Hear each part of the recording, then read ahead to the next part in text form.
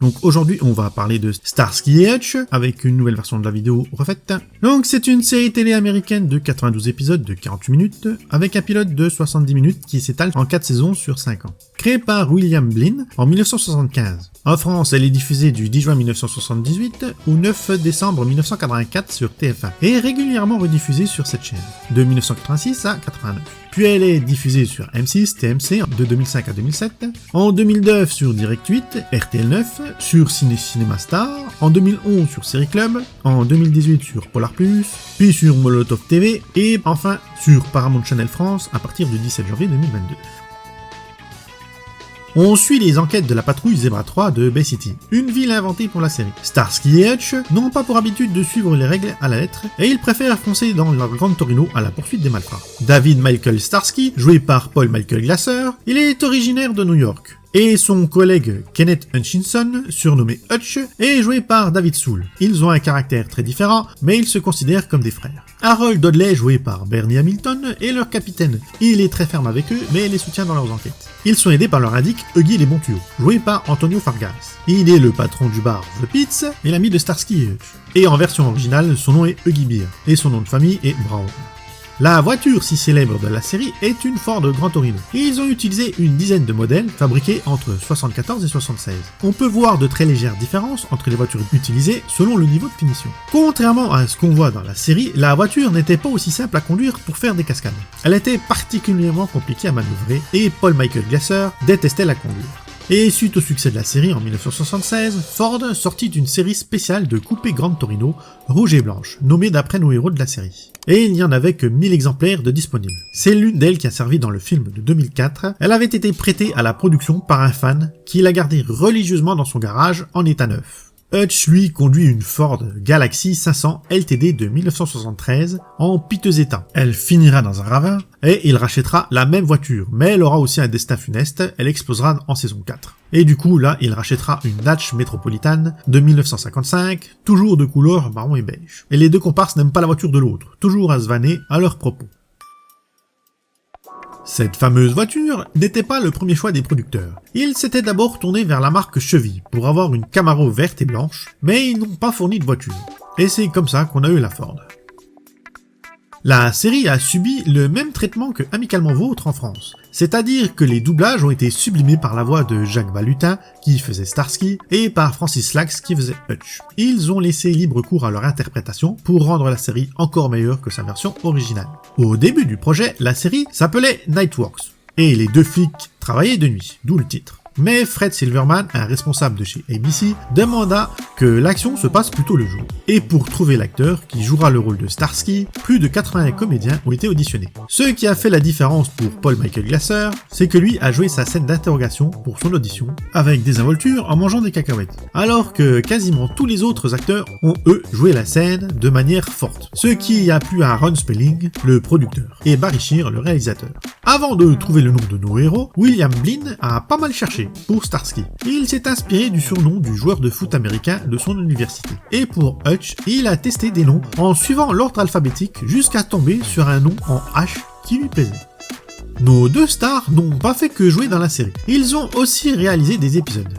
David Soul en a réalisé 3 et Paul Michael Glasser, lui, en a réalisé 5, dont le dernier de la série, que La Vengeance est douce. Et il n'y a pas que eux qui ont réalisé des épisodes. Il y a aussi le coordinateur de cascade, Charlie Pessini, qui en a fait 2. Il a aussi joué un rôle dans la série en tant que Alex pendant 7 épisodes.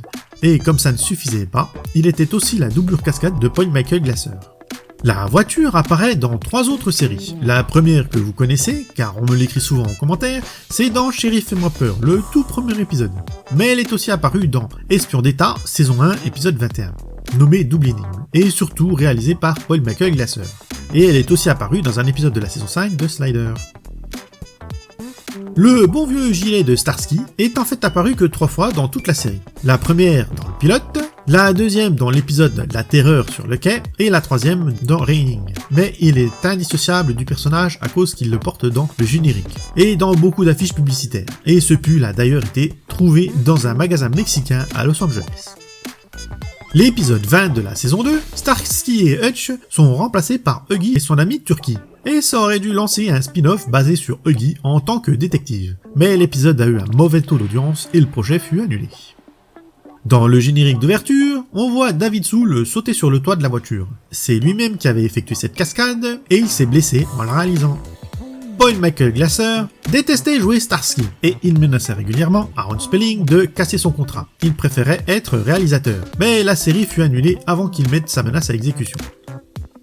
La série a été annulée à cause d'un changement de ton dans la saison 4. David Soul donnait l'impression de jouer un personnage différent, avec un changement de look et d'attitude. Et les scénaristes avaient été remplacés. Les nouveaux n'ont pas pu garder l'ambiance des épisodes des saisons précédentes.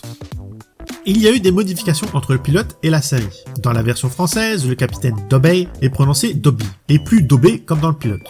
Le fameux Zebra 3 n'était pas dans le pilote. Dans le pilote, ils utilisaient Zèbre 3, ce qui sonnerait vraiment ridicule en français. Et il y aura un clin d'œil à la série avec ce fameux Zebra 3 dans la série Rick Hunter, dans l'épisode 8 de la saison 6. Voilà la petite liste des guests qui sont passés dans la série. Et là, je pense que j'oublie personne.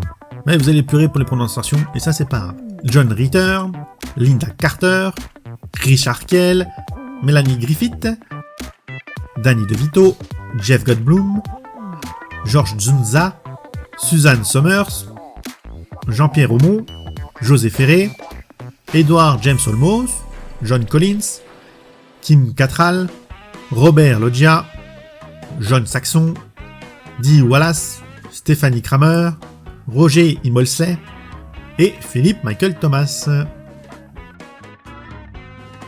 L'adaptation la plus connue est le film sorti en 2004, réalisé par Todd Phillips avec Ben Stiller en Starsky et Owen Wilson en Hutch. Et ils doivent résoudre une enquête sur un meurtre classique. Le film est une grosse comédie un peu lourde, mais moi je l'ai bien aimé. Mais je sais qu'il divise, tout le monde ne l'a pas aimé. Et il y a un jeu disponible sorti en 2003 sur PS2, Xbox, Game Boy Advance et PC, édité par Min's Eyes Productions. C'est un jeu de course-action où il faut arrêter des malfrats en voiture.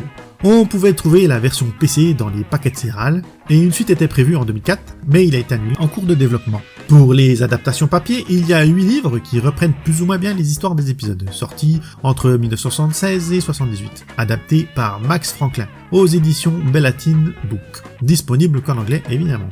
Il y a un magazine qui était disponible en Angleterre, il y en a 56 numéros, et il suivait la sortie des épisodes. On trouve dedans des interviews, des photos de tournage, et d'autres choses sur la série. Et c'est aussi disponible qu'en anglais. Pour les BD, il y a des parodies sorties dans Mad, et quelques autres sorties par-ci par-là, mais rien de particulier. D'ailleurs c'est bizarre parce que la série se prête aussi assez bien à faire une BD.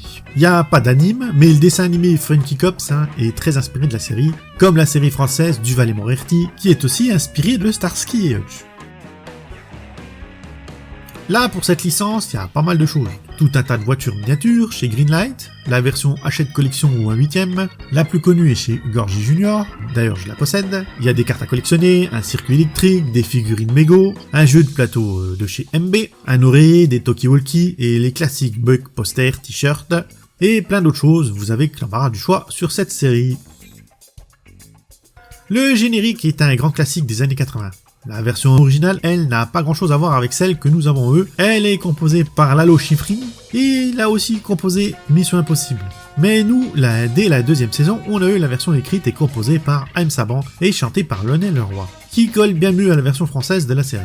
Le reste des musiques a été composé par plusieurs musiciens comme Rocky Morian, Tom Scott, Michael Bodiker, Mark Snow et quelques autres qui ont fait que 1 ou 2 morceaux.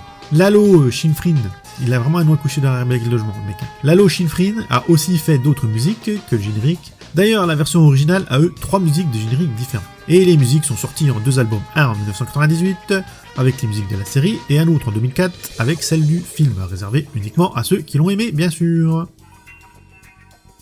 Voilà pour cette série, je l'aimais bien étant jeune et elle est toujours regardable, sans aucun problème. Le film lui est plus particulier, on l'aime ou on le déteste, ça divise comme d'habitude, moi je l'aime bien. Et il y avait un projet de reboot, mais il a été annulé. Et pour l'instant, à l'heure où je fais la vidéo, il n'y a pas d'autres projets en cours. L'intégrale de la série est disponible en DVD version française, mais pas en super qualité, il y a quelques merdouilles dedans. Il n'y a pas de Blu-ray, c'est bizarre parce que la série a bien marché, ils n'arrêtent pas de la rediffuser, mais il n'y a pas de Blu-ray. J'ai quand même mis les liens pour le coffret en DVD dans la description. D'ailleurs, si vous voulez, vous pouvez vous abonner à la chaîne désormais. Il y a les super merci pour soutenir la chaîne, sinon n'oubliez pas les classiques commentaires, abonnements, Et sinon, bah, j'espère que cette version de la vidéo vous plaît. Donc là, la version elle est nickel. Chrome, le son est nickel. J'ai dit Starsky à chaque fois. Donc j'espère que ça vous plaira. Allez, sinon, bah, je vous dis à une autre vidéo. Bye bye.